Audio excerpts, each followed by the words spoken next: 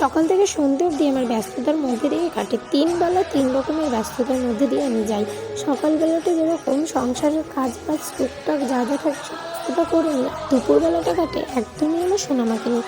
আর বিকেল থেকে সন্ধ্যাটাও আমার কাটে সংসারের কাজকর্ম নিয়ে। কারণ ওইটুখানি টাইমটা ও দাদু ঠাকুমার সাথেই ও থাকে। দুপুরটা খালি আমি ওকে সময় দিই।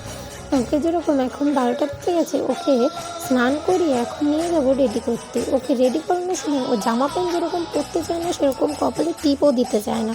দেখো টিপ দেওয়ার সময় কীরকমভাবে কান্না করছে, মনে হয় ওকে যেন মারা হয়েছে।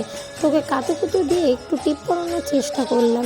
তো এইদিকে দুপুর তো হয়ে গেছে, 1টা মতন বাজে, ওর ঠাম্মাকে ও ভাত দিয়ে দিলাম।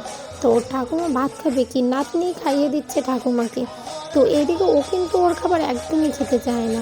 ওর খাবার সময় কান্নাকাটি, ঘ্যানঘ্যানানি, প্যানপ্যানানি শুরু হয়। এইদিকে ও সবাইকে খাইয়ে দেবে। তো এইদিকে ওর ঠাম্মাকেও ভাত খাইয়ে দিল। তো এইদিকে বরমাসেও আসতে দেরি হচ্ছিলো বলে আমি একটু ছাতু গোলা জল খেয়ে নেবো।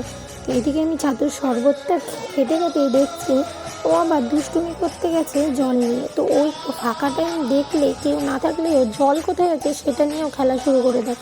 এদিকে আমি ছাতু খাচ্ছি বলে এদিকে ওরও একটু খিদে পেয়ে গেছে আমার মাম্মার। তো ওকে একটু খাইয়ে দিলাম। তো এদিকে বরমাসেও বাড়ি চলে এসেছে, তাই বরমাসকে খেতে দিয়ে আমি নিজেও খেয়ে নিলাম। তো আমাদের ছোট ছোট ভিডিওগুলো যদি তোমাদের ভালো লাগে, অবশ্যই চ্যানেলটাকে সাবস্ক্রাইব করে